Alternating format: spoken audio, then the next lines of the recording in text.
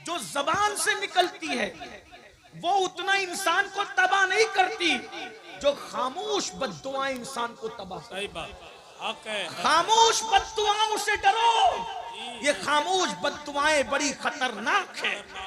लंका में लगने वाली आग उतनी तबाही नहीं मचाती जितना खामोश बद्दुआएं इंसान की जिंदगी में तबाही मचाया करती है। ये खामोश बद्दुआ क्या है? खामोश बद्दुआ के कोई अल्फाज नहीं होते, खामोश बद्दुआ की कोई आवाज नहीं होती। खामोश बद्दुआ सिर्फ निगाहें उठा करके किसी की तरफ देखती है, और जिसकी तरफ देखती है फिर उसका हाल ये है कि अल्लाह अकबर, मेरे आका फरमाते हैं मजलूम की आह से बचो, मजलूम की बद्दुआ से बचो। अल्लाह के और मजलूम की बद्दुआ के दरमियान कोई पर्दा नहीं है। इधर निगाह उठती है और उधर मजलूम की बद्दुआ बाबे जाबत इलाही से टकराती है। मेरी बात तवज्जो से सुनना। आज मैं किरदार इमाम हुसैन पेश करने जा रहा हूं, लेकिन बात मजलूम और जालिम की आई है तो एक बात आपके सामने पेश करूं। आज दौलत है, फैक्ट्री है, माल है, कितने जवान है जो बीवी के होते हुए किसी न किसी के चक्कर में फंसे हुए, वो जालिम है।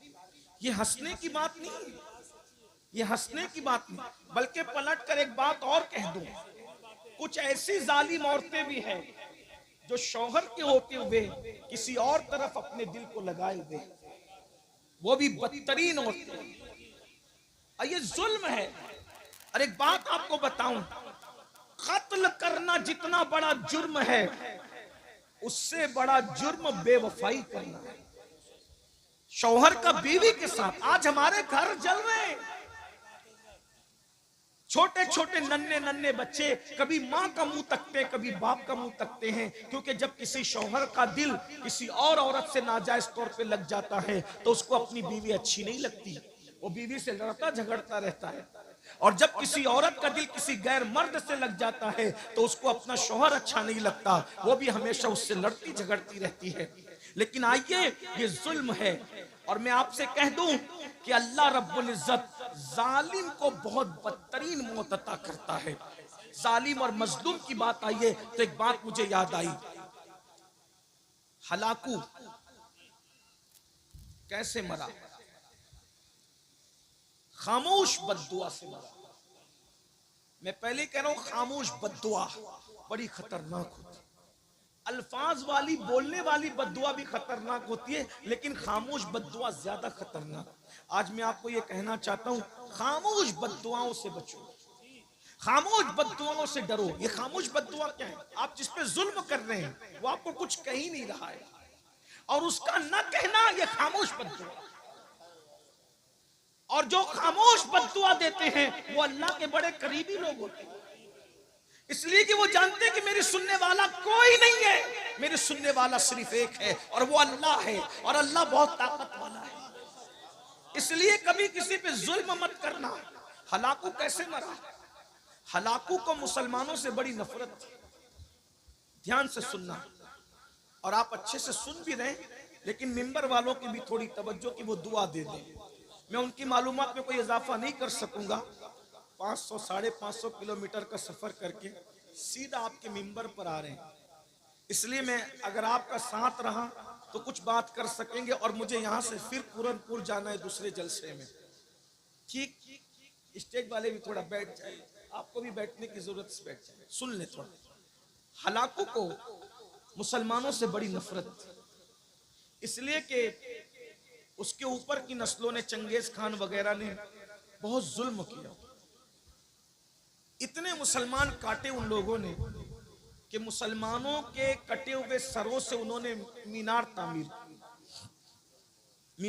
की। हमारी किताबें जला दी। हलाकू चंगेज खान की तारीख है, मैं कोई नफरत की बात नहीं कर रहा हूं, मैं तारीख बयान कर रहा हूं। आप उसको सुने तो आपको समझ में आएगा। हलाकू और चंगेज खान की जुल्म की तारीख, अगर आप हिस्ट्री के तालिब इल्म है, आपने अगर हिस्ट्री पढ़ी है तो आपको पता होगा कि मुसलमानों के सरों पर उन लोगों ने मीनार तामीर किए थे। इतनी गर्दनें काटी थी कि कई दिन तक दरियाए दजला के अंदर सिर्फ धड़ बहते रहे और खून बहता रहा। इतना कत्ले आम हुआ बगदाद की सरजमीन पर मुसलमानों का कि कई दिन तक दरियाए दजला में जो धड़ और खून बह रहे थे तो दजला का पानी सुर्ख हो गया था। डाब का तालाब का पानी सुर्ख होना समझ में आता है, लेकिन बहता हुआ पानी कितना खून उसमें आया होगा कि बहता हुआ पानी खून में तब्दील हो गया, सुर्ख हो गया। लेकिन हलाकू की मौत बयान करने से पहले मेरे जहन में एक बात फिर आ रही है कि आखिर अल्लाह हलाकू और चंगेज खान जैसे जालिम मुसलमानों पर कब मुसल्लत करता है और क्यों मुसल्लत करता है। यह बात याद रखना, मुसलमानों पर अल्लाह जालिम कभी मुसल्लत नहीं करता, क्योंकि वह अपने बंदों से 70 माहों से ज्यादा प्यार करता है। जब मुसलमान बिगड़ते हैं, जब मुसलमान आवारा गर्दी करते हैं, जब मुसलमान पाप करते हैं, जब मुसलमान अल्लाह की नाफरमानी करते हैं, जब मुसलमान मस्जिदों को वीरान करते हैं। सरकार गौसे पाक ने जब पर्दा फरमाया, गौसे पाक के पर्दा फरमाने के बाद मुसलमान बिगड़े। बगदाद के मुसलमान खास तौर पे बिगड़े। बहुत दौलत दी अल्लाह ने, बहुत माल दिया अल्लाह ने, बहुत कुव्वत दी अल्लाह ने, बड़ी हुकूमत दी अल्लाह ने, तो मुसलमान कैसे बिगड़े। अल्लाह को छोड़ा, उसके रसूल को छोड़ा, कुरान को छोड़ा, दीन को छोड़ा। एक एक मुसलमान इतना पापी हो गया था कि 300-300 लड़कियां उसके घर में गाना गाने वाली थी और 800-800 लड़कियां उसे शराब पिलाने वाली थी। मुसलमान सोते थे तो सराने शराब के मटके रख करके सोते थे, अय्याशियां करते थे, आवारगी करते थे। अच्छी तरह याद रखना मुसलमानों, जब तुम अल्लाह के साथ बगावत करते हो तो अल्लाह की तलवार उठती है। और अल्लाह की तलवार कैसे उठती है, अल्लाह तुम पर जालिम मुसल्लत करता है। नाम उनका हलाकू हो, चंगेज हो, लेकिन किरदार सबका एक ही होता है। नाम बदलते रहेंगे लेकिन किरदार वही रहेगा। जब तुम बद किरदार बनोगे तो अल्लाह तुम पर जालिम मुसल्लत करेगा। और अल्लाह अकबर, जब अल्लाह किसी कौम पर फिस्क और फुजूर की वजह से जालिम मुसल्लत करता है, उस वक्त जब मुसलमान दुआ करते हैं तो अल्लाह उनकी दुआओं को भी कबूल नहीं करता। आज आप कह रहे हैं फिलिस्तीन में ये हो रहा है, वहां वो हो रहा है, वहां वो हो रहा है, वहां वो हो रहा है, हर जगह तुम पे जुल्म हो रहा है। मैं इस वक्त तो जालिमों को कुछ नहीं कहूंगा, लेकिन तुमसे कहता हूं, बताओ क्या हलाकू और चंगेज के दौर के मुसलमानों से हमारा हाल कुछ मुख्तलिफ है। जो वो कर रहे थे वही तो हम भी कर रहे हैं। अल्लाह अकबर, अल्लाह अल्लाह। पूरी पूरी जिंदगी आज का मुसलमान मस्जिद का जीना फजर में नहीं देख पाता, मस्जिद का दरवाजा नहीं देख पाता। बोलो कितने मुसलमान फजर पढ़ते हैं, अल्लाह अकबर, जलसों में हजारों हैं और फजर की नमाज में उंगलियों पर गिन सकते हो। ये कैफियत है मुसलमानों की। याद रखना, खाते अल्लाह का हो, रोजी अल्लाह देता है, रिस्क अल्लाह देता है। अल्लाह के साथ बगावत करते हो, वो कुव्वत वाला है, कुव्वत वाला। जब उसके गजब को कोई चैलेंज करता है तो फिर वो तुम पर जालिम, ऐसे जालिम और अल्लाह अकबर ऐसे बेमुरव्वत और सख्त दिल जालिम को मुसल्लत करता है कि फिर वो तुम पर रहम नहीं करते। लोग रहम की भीख मांगते हैं मगर वो रहम नहीं करते, क्योंकि अल्लाह जालिमों को मुसल्लत करता है।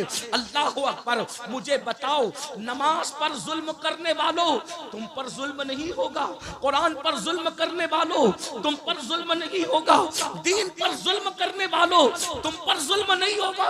अल्लाह अकबर। इमाम हुसैन से मोहब्बत की बात करते हो, मौला हुसैन ने करबला में दीन के लिए पूरा घराना लुटाया।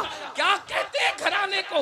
अरे घराना किसे कहते हैं? जवान बेटा लुटाया दीन के लिए, 6 महीने का मासूम लुटाया दीन के लिए, उनकी बेटियां, बहुएं, बीबी, अल्लाह अकबर, बहने, उनके दुपट्टे लूटे गए सिर्फ इसलिए कि उनके दुपट्टे लूटेंगे तुम्हारा दीन बच जाएगा, हमारा दीन बच जाएगा। हमने कोई परवाह की? हमने तो खूने हुसैन को शरबत और खिचड़े पे तौलने की कोशिश की।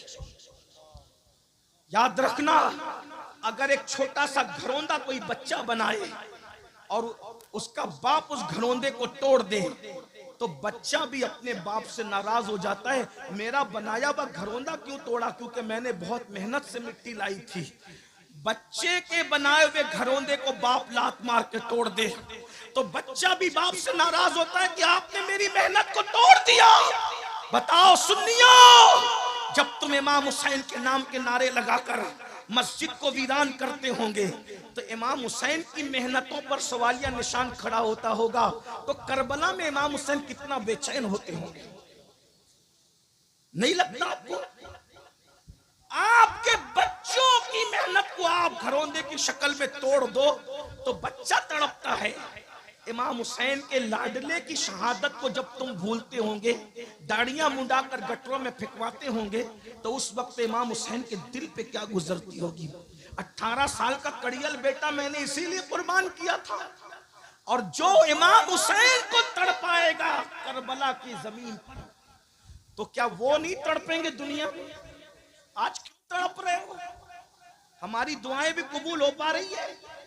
सब दुआ कर रहे हैं, सलीम मियां से लेके अमीनुल कादरी तक, कुतुब अब्दाल सब दुआ कर रहे हैं फिलिस्तीन पे मदद नाजिल कर। मदद आ रही है? मदद बताओ, कहीं आ रही है मदद? क्यों? तुम नबी और आले नबी को मजार में तड़पाओ अपने किरदार से और फिर सोचते हो कि तुम्हारी जिंदगियों में बहारें आ जाए। मुमकिन नहीं है। जब कोई लड़का किसी लड़की के कंधे पे हाथ रख करके उसको पार्क में ले जाता होगा बदनियती के साथ, तो इमाम हुसैन के दिल पे क्या गुजरते। हम किसी मुर्दा हुसैन को नहीं मानते, हम जिंदा हुसैन को मानते। वो और लोग होंगे जिनका कोई हुसैन मर गया। हम सुन्नियों का हुसैन जो इब्ने अली है वो ऐसा जिंदा है कि हम ये महफिल कर रहे हैं इस तसव्वुर के साथ कि अमीन और सलीम कुर्सी पर बाद में आके बैठे हैं। जिसकी महफिल है वो हुसैन पहले से आया। सुभान अल्लाह, सुभान अल्लाह। नारे तकबीर, नारे रिसालत, मसलके आला हजरत सैयद अमीनुल कादरी साहब क़िबला। और वल्लाह ये मैं कोई लफ्ज़ी नहीं कर रहा हूँ। ले आओ किसी आंख वाले को जिसको खुदा ने दिल की आंख दी है। हुसैन की जलवागरी ना हो तो गुलाम मिले।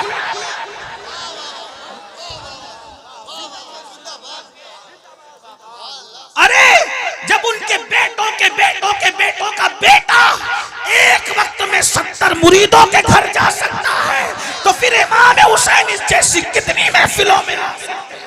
अरे तुमने इमाम हुसैन को समझा क्या है? हुसैन उस हस्ती का नाम है जो जब चाहे जहां चाहे अल्लाह के इज़्न से रूहानी तौर पर तशरीफ ले जा सकते। आप इमाम हुसैन की ताकत को समझते क्या हो? फिर कोई कहेगा कि अमीनुल कादरी अगर इतने ताकतवर थे फिर शहीद क्यों हुए? मैंने कहा यही तो बात है, ताकत दिखाने नहीं गए थे बल्कि कुर्बानी देने गए थे। जब कुर्बानी देने जाना होता है ताकत नहीं दिखाई जाती, फिर सर रख दिया जाता है। फिर सर रख दिया जाता है इसलिए कि अगर ताकत दिखाएंगे तो शहादत का मर्तबा कैसे मिलेगा? और वो तो पाले ही गए थे शहादत के लिए। अब फर्क क्या है सुन ले। एक सैयद वो है जिसे इमाम हुसैन कहते हैं, वो कुर्बानी देने गए थे, और एक सैयद वो है जो ताकत दिखाने आया था। दोनों में फर्क देखो।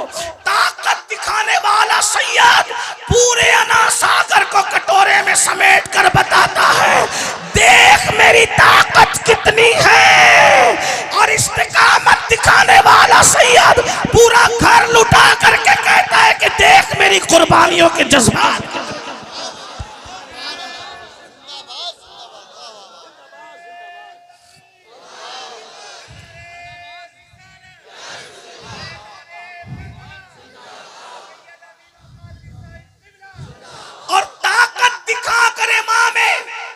मोइनुद्दीन गरीब नवाज ने हमें बताया कि जब बेटे की ताकत का ये आलम है तो मेरे दादा को ताना मत देना कि फुरात नहीं ला सके। अरे जब गुलामों का गुलाम बेटों के बेटों का बेटों का बेटा जब सागर में सागर समेट लेता है तो वो तो मेरा दादा था, दादा वो भी फुरात इजाजत नहीं थी, बल्कि वहां तो इस्तिकामत दिखाने का हुक्म। इसलिए कोई ताना न दिया करे, बल्कि इमाम हुसैन का काम भी नहीं था। वो तो मौला अली असगर भी अगर चाहते ना, वो तो मौला अली असगर भी अगर चाहते ना, मौला अली असगर करबला में मुट्ठियां खोलते थे, बंद करते थे, खोलते थे, बंद करते थे। कोई नहीं समझ सका ये मुट्ठियां खुलती बंद क्यों होती है, कोई नहीं समझ सका। इमाम हुसैन समझे, क्योंकि बेटे को बाप के सिवा कोई नहीं समझ सकता, और बेटा बाप से ज्यादा किसी को नहीं समझता, है ना। तुम लोग मोबाइल हाथ में रखते हो तो तुम्हारे बच्चों को भी मोबाइल चाहिए, हैं? 6 महीने का बच्चा भी तुम्हारा मोबाइल मांगता है। बोलो मांगता है कि, क्योंकि बाप के हाथ में मोबाइल देखता है तो वो भी मोबाइल मांगता है। बाप को गेम खेलते देखता है तो वो भी नहीं आता, फिर भी कोशिश करता है कि गेम खेलूं। क्यों? 6 महीने का तुम्हारा बच्चा बाप को गेम खेलते देखे तो वो भी उधर जाता है, बाप के हाथ में मोबाइल देखे तो वो भी उधर जाता है, बाप को नाचते हुए देखता है तो वो भी उधर जाता है, बाप को सीरियल देखते हुए देखता है वो भी उधर जाता है। लेकिन मेरे हुसैन का लाडला 6 महीने का बाप के हाथ में तलवार देखता है तो कहता है मुझे भी चाहिए, मुझे भी चाहिए। जो बाप के हाथ में देखा वो बच्चा मांगता है। बस फर्क इतना है, तुम्हारे बच्चे गेम के लिए मोबाइल मांग रहे हैं, उनका बेटा दीन के लिए तलवार मांग रहा है। मैं तो यही कहता हूं, लोग कहते हैं हमें अली समझ में नहीं आता। मैंने कहा समझने की कोशिश भी मत करना। जब 6 महीने का अली समझ में नहीं आता तो 63 साल का अली तेरे समझ में कैसे आ? इमाम हुसैन ने तीनों बेटों का नाम अली इसीलिए रखा था। जब यजीद के दरबार में काफिला पहुंचा तो इमाम ज़ैनुल आबिदीन से पूछा तेरा नाम क्या है? कहा अली। कहा मैंने सुना कि अली तो कट गया, का उसका नाम भी अली था। तो कहा कि मैंने सुना वो 6 महीने का अली वो भी कट गया, का उसका नाम भी अली था। तो यजीद ने गुस्से में आके कहा और तेरे बाप को अली के सिवा कोई नाम ना मिला। तो इमाम ज़ैनुल आबिदीन ने कहा शुक्र कर, वो तो 3 ही पैदा हुए, अगर हजारों भी पैदा होते तो मेरा बाबा सबका नाम अली रखता। नारे तकबीर, नारे रिसालत, फैज़ान शहीद आज़म, मसलके आला हजरत, नारे हैदरी। वाह वाह वाह वाह, तीनों का नाम अली रखा। क्या बात, तवज्जो है, नहीं है तो कोई बात, लेकिन अगर है तो फिर तवज्जो। तीनों का नाम अली रखा। क्यों अली रखा? क्योंकि इंसान की जिंदगी के 3 दौर होते हैं। इंसान की जिंदगी के 3 दौर होते हैं, जवानी, बचपना और ढलती जिंदगी। बुढ़ापा नहीं कहता, इसलिए कि जिसको बयान कर रहा हूं वो कभी बूढ़ा नहीं, वो रसूलुल्लाह ने उसको जवान। वाह वाह, ला फता इल्ला अली, ला फता इल्ला अली, ला सैफ इल्ला जुल्फिकार। अली जैसा कोई जवान नहीं है और जुल्फिकार जैसी कोई तलवार नहीं। वाह वाह वाह वाह, जिंदाबाद। जिसको नबी ने जवान कहा हो, हम उसको कभी बूढ़ा कहने की हिम्मत नहीं, क्योंकि नबी ने कह दिया। हम जानते नबी जिसे जो कह दे, मौजज़ा मेरे नबी का कह दिया तो हो गया। आपने कतरे को दरिया कह दिया तो हो गया। वाह, जिसको जो कह दे वो हो जाता है। तो मौला अली को जवान कहा है, इसलिए हम बूढ़ा कहने की हिम्मत नहीं करते। अली तो बूढ़े कहाँ हुए, उनके गुलामों को भी बुढ़ापा नहीं आता। हाँ, बल्कि अली वालों को शबाब 40 साल के बाद आता है। हाँ, कोई अली वाला होकर देखे। इसीलिए हम कहते हैं कि अल्हम्दुलिल्लाह हम सुन्नी मौलाई हैं और हम ही मौलाई हैं। इस पर सुभान अल्लाह बनती है, जुमला बड़ा कहा है सुभान अल्लाह। हाँ, नहीं समझे आप?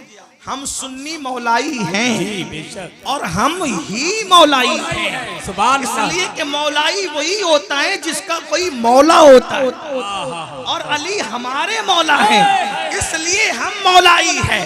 लेकिन अल्हम्दुलिल्लाह हम वो मौलाई हैं जो अली को भी मानते हैं और अली की भी मानते हैं।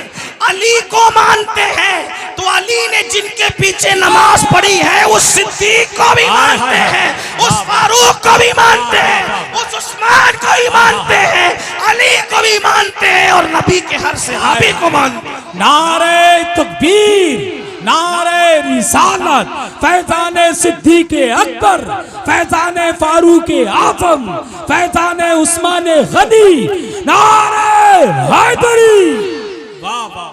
अब कोई अपने आप को मौलाई कह के अगर सिद्दीक़ अकबर को गाली देता है तो समझ जाना कि वो चिटिंग तो कर रहा है लेकिन वो मौलाई नहीं है। हाँ, अपने हम फख्र से कहो हम मौलाई है, हमारा मौला अली है और हम मौलाई है। लेकिन कौन से? जो हर सहाबी की इज्जत करते हैं, हर सहाबी की ताजीम करते हैं, हर सहाबी का इकराम करते हैं। क्यों ना करें, क्योंकि हमारे मौला ने हमें तालीम ही ये दी है।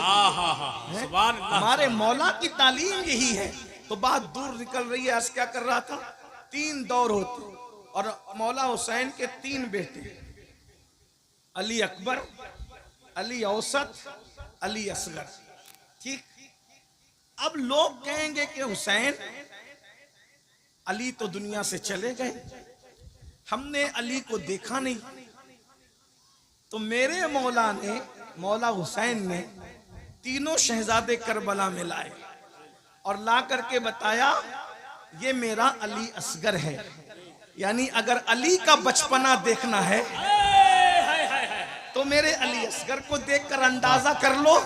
जब अली का पोता असगर ऐसा, अली असगर ऐसा है, जब अली का असगर ऐसा है तो खुद मौला अली कैसे होंगे? जी क्या बात। ठीक, फिर कहा हमने खैबर नहीं देखा, अली की शुजाअत नहीं देखी, तो मैदान में अली अकबर को भेजा और कहा जाओ शुजाअत दिखाओ अपनी और बता दो जब अली के पोते की शुजाअत ऐसी है तो जो असली अली है उसकी शुजाअत। वाह वाह वाह वाह वाह। जिंदाबाद जिंदाबाद। सुभान अल्लाह सुभान अल्लाह। कहा हमने अली का सब्र नहीं देखा, तो ज़ैनुल आबिदीन को जिंदान भिजवाया, हथकड़ियां लगवाई, पैरों में बेड़ियां डलवाई। कहा शुजाअत अली देखना है तो अली अकबर को देख, अली का बचपन देखना है अली असगर को देख, और अली का सब्र देखना है तो अली औसत साहिब सज्जाद को देख। वाह वाह वाह वाह। सुभान मुझे अल्लाह। अंदाजा हो जाएगा। बात दूर निकल गई। क्या अर्ज कर रहा था? अल्लाह अकबर। जिस वक्त कौम अय्याश और आवारा हो जाती है तब अल्लाह उन पर जालिम मुसल्लत करता है। आज हम आवारा हैं, माफ कीजिएगा मैं और आप सब। मैं अपने आप को अलग करके तकरीर नहीं करता क्योंकि मैं ये समझता हूं कि आपसे ज्यादा गुनहगार मैं हूं। कोई तकवा परहेजगारी की बात नहीं करते, लेकिन बात सुन लें, बहुत अच्छे से सुन रहे हो, तवज्जो कर। आज आवारा है, गाने सुन रहे हैं, फिल्में देख रहे हैं, औरतों पे पाप की नजरें डाली जा रही है, सूद के धंधे कर रहे हो, हराम कारोबार कर रहे हो, हराम खा रहे हो, हराम पी रहे हो, हराम देख रहे हो, हाथ हराम, पैर हराम में मुब्तला, आंखें हराम में मुब्तला, दिमाग हराम में मुब्तला, हराम हराम हराम। अब बताओ इससे इमाम हुसैन कितने तड़पते होंगे, बेचैन होते होंगे। उनकी कुर्बानियों पे सवालिया निशान आपने। जिस दिन मुसलमान करबला वालों का वफादार होगा, किसी माँ ने किसी को दूध नहीं पिलाया कि तुम पे जुल्म कर सके। जी हक है।